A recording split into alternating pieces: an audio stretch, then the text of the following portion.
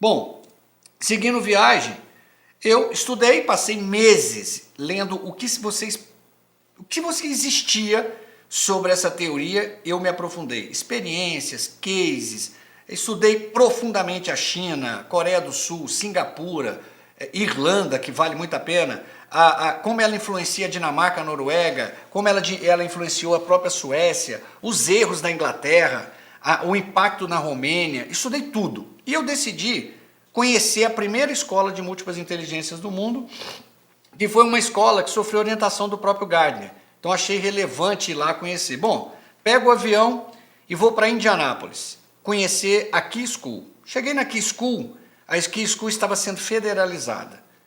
Os Estados Unidos sofreu uma grande reversão. Os Estados Unidos sempre pensou que o grande conteúdo, o aprofundamento das disciplinas, deveria ser feito nas faculdades e universidades. O que eu concordo. Só que fizeram um relatório, um senador fez um relatório que chama Um País em Risco, que dizia que os Estados Unidos estava com uma das piores educações do mundo. Esse processo é uma área do PNUD, né, uma área da ONU que vem acompanhando, 63 países, nós somos, segundo eles, o 61º, o Brasil aparece em educação melhor que 2 países da África, o resto, na avaliação deles, nós estamos em educação pior, e os Estados Unidos aparecia ali em 27º, 28º, que já gerou uma crise no Congresso. Então eles decidiram avaliar as escolas que não estavam dando resultado em vestibular. O objetivo das múltiplas inteligências nunca foi o vestibular. Essa escola, na minha opinião, cometeu um erro que eu vivo falando para as escolas no Brasil: não enfrentem o sistema. Não dá para pensar hoje em botar uma escola humana no ensino médio, né? Você vai ter um problema sério de resultados no Enem, vestibular. Os pais têm que estar preparados para isso, o que não era o caso. Os mesmos pais que pediram para a escola sair da educação infantil, que pediram para a escola ir para o Fundamental 1 e 2, foram aqueles que destruíram a escola. Então vocês imaginam a minha decepção. Eu saí do Brasil para encontrar o oásis da múltipla inteligência. Eu cheguei lá no dia da confusão. Bom, uma das diretoras me explicou o erro deles terem levado o processo acima da educação infantil, o erro da ganância. Era uma escola, foi pensada para 150 alunos. No primeiro ano ela bateu 600. Então, assim, eles cometeram vários erros. E eu voltei para pegar meu avião em Chicago e mandei um e-mail para o Gardner. Falei, bom, se ele não vai responder, tudo bem, mas eu vou mandar um e-mail dizendo que a minha história de vida em 5 linhas e que eu passei meses estudando e que eu estou aqui em Indianápolis e querendo ver uma realidade, queria ver a teoria dele funcionando, e a teoria dele, né, o lugar que ele indicava nos livros. Cheguei no Brasil, 2 dias depois chega um e-mail dele, pessoal, pelo e-mail pessoal dele, dizendo, me liga. Nós fizemos um conference e ele falou, não, porque você tem que ler isso, tem que estar tudo. Eu falei, olha, de teoria eu conheço tudo. Primeiro ele falou que não iria me atender porque ele não toca mais no assunto dessa teoria. Essa teoria tem 35 anos. Ele falou, não vou parar para dar entrevista de um assunto de 35. Eu falei, eu não quero entrevista, eu quero uma orientação. E aí ele falou, olha, você quer entender prática, você quer ver a teoria funcionando? Não sou eu a pessoa ideal, mas eu vou te colocar. E aí ele me apresenta a doutora Dick Chen, vice-presidente do Eric Harris Institute em Chicago. Eu tinha acabado de chegar de Chicago. Eu lembro até hoje que era no dia 7 de março e ela falou, olha, eu estou nos Estados Unidos até o dia 11 ou 12, até o dia 12. Depois vou passar 2, 3 meses na China. Ele pode vir agora, imagina, eu tinha acabado de chegar de Chicago, eu peguei meu avião de volta de Chicago. Ou ele pode me encontrar na China. Em 48 horas eu estava na sala dela. Então saio eu de novo para os Estados Unidos, fazendo o mesmo voo para Chicago, para conhecer a doutora Jack. Eu sabia, eu tinha lido todos os livros dela, que não teria um conteúdo. Eu não fui buscar conteúdo, até porque eu não tinha como propósito trabalhar múltipla inteligência na educação. Não era, lógico que está acontecendo naturalmente, né? Esse conteúdo do MIDI está indo para as escolas, está indo para os pais, mas não era o meu objetivo. O meu objetivo era tentar entender como é que uma pessoa, ela foi uma das pesquisadoras e também aluna do Gardner, como é que uma pessoa sai de Harvard, para pensar, eu estou indo ali mudar a educação de 25% do planeta. Quando eu falei isso para ela, ela mesma achou graça, porque acho que ela não tinha essa noção. Gente, soma Coreia, Singapura, China e Mianmar, o entorno da Ásia que está sendo influenciada, é 25% do planeta. E ela ainda saiu de Harvard, e eu falei, como é que a senhora entra num país fechado, né? Não é um país fácil, aberto para você chegar, e ela falou, não. Primeiro, o Harvard para os chineses é a meca da educação no mundo. Segundo, tudo que a teoria das múltiplas inteligências fala, os principais filósofos falavam antes de Cristo na China, Confúcio principalmente. Olhem os seres humanos de forma individual. Não existem dois seres humanos iguais. Exatamente o que a teoria fala. Respeita a individualidade, respeita as diferenças. Então os chineses viram pela primeira vez a ciência confirmando o que eles falavam há milênios. Então esse foi a explicação dela. Mas teve uma coisa muito importante que ela me ajudou muito, o elo perdido da inteligência emocional. A inteligência intrapessoal, que foi a primeira vez que se falou que existia uma inteligência que cuidava do eu interior, que é a inteligência intrapessoal, ela é uma das 7 inteligências que Gardner publica, né? A teoria são 9 inteligências, mas ela foi publicada inicialmente com 7, que é a inteligência, sua capacidade de se conhecer, que eu vou trabalhar você, a intrapessoal, o tempo inteiro. Seja introdutório, seja intermediário, seja avançado, é intrapessoal. E depois, o resultado também foi uma inteligência publicada originalmente, a interpessoal, a inteligência que você usa para se relacionar. Então, vamos dar uma parada aqui para olhar a palavra aprendizagem socioemocional. O que significa socioemocional? É quando o seu emocional determina a sua vida social. Seja com irmão, com amigo, com cônjuge, com filho, é o seu emocional que vai definir o lado social da sua vida. Então são essas duas inteligências.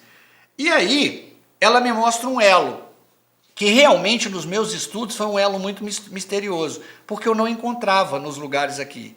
E ela me explicou por quê. Porque é uma inteligência nata da China, que era a inteligência existencial.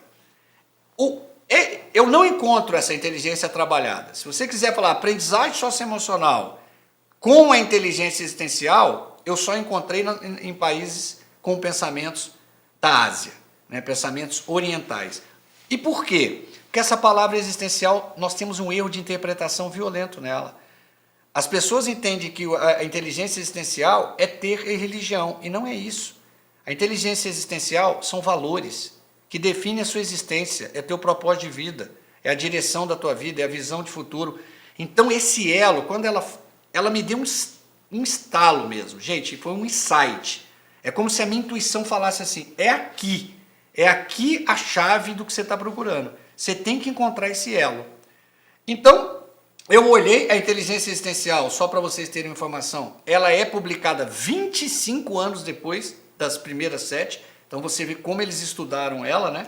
E eu falei, bom, eu preciso entender por que as múltiplas inteligências deram tão certo na Ásia e não deram aqui, e aí eu encontrei a explicação. Então, eu comecei um olhar espiritual para a ciência. E eu gosto muito dessa frase aí que vocês estão vendo do Einstein, né? Que a ciência sem espiritualidade, ela é manca. E a espiritualidade, se tira a ciência, ela é cega. Então esse casamento da ciência cognitiva norte-americana, que é fantástico. Pessoal, o conceito de ciência cognitiva mudou tudo sobre o aprender. E você tem a parte emocional, que tem uma pegada existencial que nós não vamos encontrar aqui, não tem jeito. Você não, a questão existencial, ela no Ocidente é muito difícil desvincular ela de religião. Então, agora que vocês entenderam como eu cheguei até estar aqui na sua frente, eu vou começar a falar um pouco da história da aprendizagem socioemocional, mas antes eu preciso estabelecer com você um propósito. Qual é o meu grande objetivo com você? É virar o banco do trem da vida. Eu costumo chamar do trem da vida, e essa frase aqui é uma frase que eu peguei de um livro que eu te indico, eu acho fundamental. Foi um livro que me fez enxergar que eu imaginava, nesse período difícil, né, nas quedas, que eu estava no fundo do poço. Depois que eu li esse livro, eu descobri que eu nem encontrei o poço. Quanto mais caí, que é um livro chamado Em Busca de um Sentido, do Viktor Frankl. O Viktor Frankl foi um médico judeu, foi preso, sobreviveu a 5 campos de concentração, sendo 2 vezes Auschwitz, e no primeiro dia do campo de concentração em Auschwitz, ele viu a família inteira morrer na câmara de gás. E ele sobrevive esses 5 anos. E ele falava que todo mundo que desistia, ele tentava manter o astral e o ânimo das pessoas para elas não se matarem nos campos de concentração, fazia a pergunta errada: o que eu ainda posso esperar da vida? Então você imagina, uma pessoa que ele fala, você sabe o que é o fundo do poço? É o dia que você descobre que você perdeu a sua genealogia. Quem é teu pai? Você não tem como provar. Onde você nasceu? Não tem como provar. Não existia mais nada. Ele era um ser humano que tinha uma tatuagem no pulso e não tinha nome mais. Então ele falou que as pessoas, quando davam esse desespero, não tem R$1, gente, não tinha uma moeda, não tinha um patrimônio e não tinha nome, não tinha família. E as pessoas desistiam. Aí ele começou a falar que as pessoas tinham que olhar para frente.